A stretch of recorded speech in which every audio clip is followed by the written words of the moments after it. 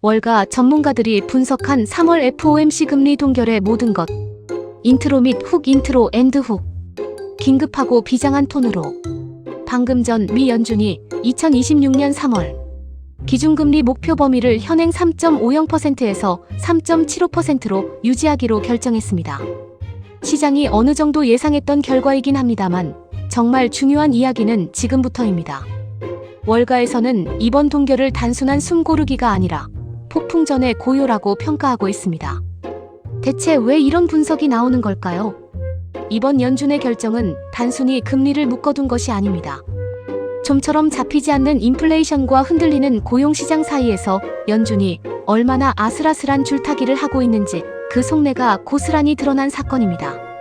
시장은 즉각적으로 하락했고 불안감은 커지고 있습니다. 오늘 영상에서는 월가 전문가들이 이번 3월 FOMC 결과를 어떻게 씹고 뜯고 맛보고 있는지, 그리고 그들이 점치는 다음 금리 결정의 향방은 무엇인지 가장 중요한 3가지 핵심 포인트로 나누어 탈탈 털어드리겠습니다. 이 영상을 끝까지 보시면 앞으로 우리가 무엇에 집중해야 하고 어떻게 자산을 지켜야 할지 명확한 힌트를 얻으실 수 있을 겁니다. 본론 1월가가 경고하는 금리 동결의 진짜 의미 끈적한 인플레이션과 지정학적 리스크.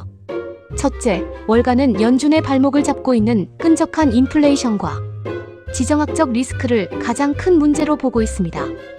이번 FOMC 성명서를 보면 연준은 경제가 견고한 속도로 확장되고 있다고 평가하면서도 인플레이션은 여전히 다소 높은 상태 somewhat elevated라고 진단했습니다.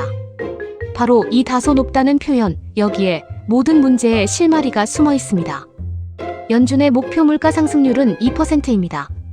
하지만 최근 발표된 2월 소비자 물가지수 CPI는 전년 대비 2.4% 상승했고 식품 물가는 전월 대비 0.4% 오르며 상승폭이 확대됐습니다. 연준이 더 중요하게 보는 근원. 개인 소비 지출 PCE 물가 상승률 역시 1월에 3.1%를 기록하며 쉽게 꺾이지 않는 모습을 보였습니다. 심지어 연준은 올해 말 근원 PCE 물가 전망치를 기존 2.5%에서 2.7%로 올려 잡기까지 했습니다. 상황을 더욱 복잡하게 만드는 것은 바로 중동의 지정학적 리스크입니다. 미국과 이란의 갈등이 격화되면서 국제 유가는 급등했고 현재도 배럴당 90달러를 넘나드는 불안한 흐름을 보이고 있습니다.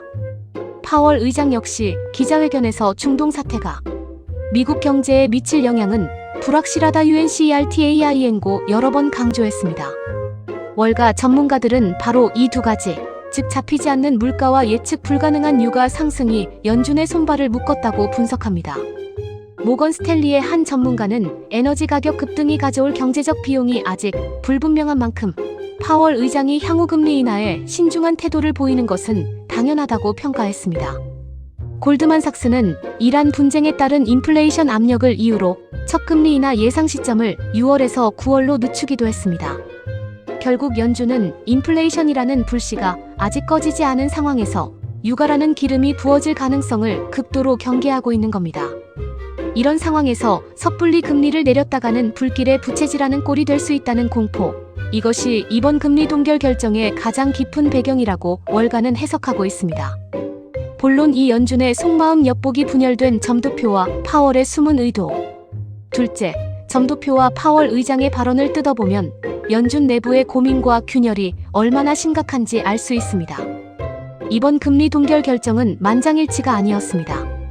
한 명의 위원이 금리 인하에 표를 던졌다는 사실에 주목해야 합니다. 그 주인공은 바로 스티븐 미란 연준 이사입니다. 그는 2월의 부진한 고용지표를 근거로 경기 침체 위험에 대비하기 위해 오히려 금리를 내려야 한다고 주장했습니다. 이러한 내부의 엇갈린 시선은 연준 위원들의 향후 금리 전망을 보여주는 점도표 다트, 플라트에서 더욱 선명하게 드러납니다. 이번 3월 점도표는 시장에 상당한 충격을 주었습니다. 자, 이 점도표를 한번 보시죠. 이 점 하나하나가 연준 위원 한 명 한 명의 생각입니다. 19명의 위원 중 7명은 올해 금리 인하가 아예 없을 것이라고 전망했습니다. 반면 2차례 이상 금리를 내려야 한다고 본 위원도 5명이나 됩니다. 지난 12월 점도표와 비교하면 동결 유지와 인하 양쪽으로 의견이 갈리면서 연준 내의 시각차가 훨씬 더 극명해진 겁니다. 하지만 더 중요한 것은 전체 위원들의 전망치 중간값입니다. 연준은 여전히 올해 말까지 한 차례의 금리 인하 가능성을 열어두고는 있지만 그조차도 확신할 수 없다는 메시지를 분명히 했습니다. 파월 의장의 기자회견 발언은 이러한 불확실성을 한층 더 키웠습니다. 그는 인플레이션 완화에 진전이 보이지 않는다면 금리 인하는 없을 것이라고 못을 박았습니다. 특히 그는 우리는 관세 테러푸스의 영향이 시스템을 통과하며 상품 물가가 하락하는 진전을 봐야 한다고 구체적인 조건을 달았습니다. 또한 육아 충격에 대해서도 인플레이션 기대, 심리를 흔들 수 있다며 과거처럼 쉽게 넘어가지 않겠다는 매파적인 태도를 보였습니다. 월가 전문가들은 파월 의장이 최근의 부진한 고용 지표를 애써 외면하고 인플레이션과의 싸움을 최우선 과제로 삼고 있다고 분석합니다. 한 전문가는 파월 의장이 고용 시장이 무너지는 것보다 인플레이션이 고착화되는 것을 더 두려워하고 있다는 신호라고 해석했습니다. 결론적으로 현재 연준은 하나의 팀으로 움직이지 않습니다. 경기 침체를 우려하는 비둘기파와 인플레이션을 걱정하는 매파가 팽팽하게 맞서고 있고 그 중심에 있는 파월 의장은 데이터에 따라 언제든 입장을 바꿀 수 있다는 여지를 남겨두고 있습니다. 이 아슬아슬한 균형이 바로 지금 금융시장이 느끼는 불안의 진짜 원인입니다. 본론 3글에서 다음 행보는 월가의 엇갈리는 시나리오와 우리가 주목할 지표. 마지막으로 가장 중요한 질문입니다. 그래서 앞으로 금리는 어떻게 될까요? 월가의 예측은 그 어느 때보다도 날카롭게 엇갈리고 있습니다.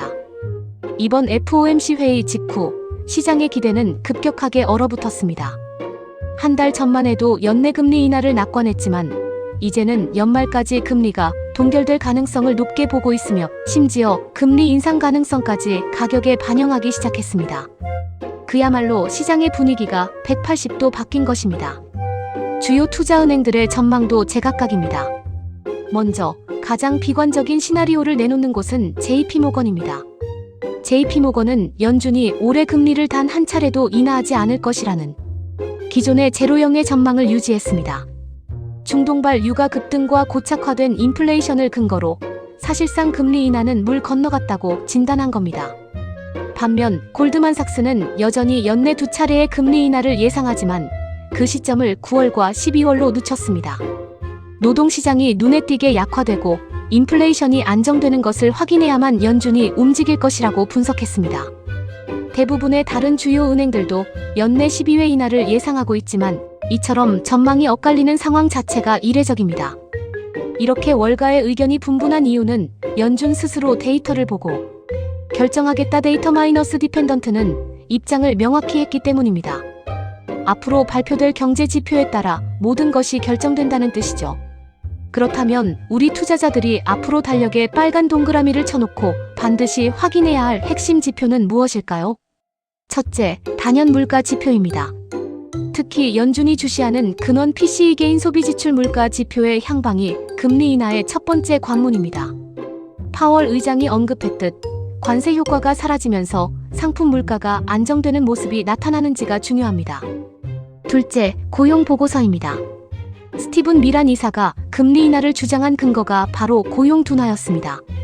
실업률이 현재의 4.4% 수준을 넘어 뚜렷한 상승세를 보이거나 신규 일자리 수가 계속해서 부진하다면 연준 내 비둘기파의 목소리가 커질 수밖에 없습니다. 셋째, 국제유가와 중동 관련 뉴스입니다. 전쟁이 격화되어 유가가 다시 폭등한다면 연준은 인플레이션 기대를 억누르기 위해 금리 인하는커녕 오히려 긴축을 연장할 수도 있습니다. 반대로 극적인 긴장 완화 소식은 시장에 안도의 한숨을 불어넣을 수 있습니다. 결국 앞으로 몇 달간 금융시장은 이 세 가지 핵심 변수가 만들어내는 시나리오에 따라 극심한 변동성을 보일 가능성이 매우 높습니다. 결론 및 CTA 콜-2- 액션 정리해 보겠습니다. 2026년 3월 연준의 금리 동결은 안정이 아닌 새로운 불확실성의 시작을 알리는 신호탄이었습니다.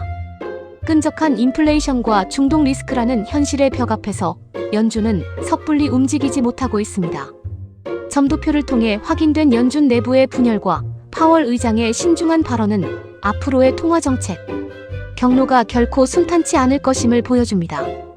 월가는 금리 인하 시점을 두고 9월, 12월 혹은 올해는 없다 등 제각각의 전망을 내놓고 있습니다. 이는 모든 것이 앞으로 발표될 물가, 고용, 그리고 육아 데이터에 달려있다는 것을 의미합니다. 따라서 우리 투자자들은 이러한 불확실성 속에서 섣부른 예측에 기반한 투자를 하기보다는 앞서 말씀드린 핵심 경제 지표들의 흐름을 꼼꼼히 살피며 신중하게 대응하는 전략이 필요합니다. 특히 단기적인 시장 변동성에 흔들리기보다 자신의 투자 원칙을 지키며 긴 호흡으로 시장을 바라보는 지혜가 그 어느 때보다 중요한 시점입니다. 오늘 분석이 앞으로의 시장을 보는데 조금이나마 도움이 되셨다면 구독과 좋아요, 알림 설정까지 꼭 부탁드립니다. 여러분의 클릭 한 번이 저희가 더 깊이 있는 분석을 준비하는데 정말 큰 힘이 됩니다.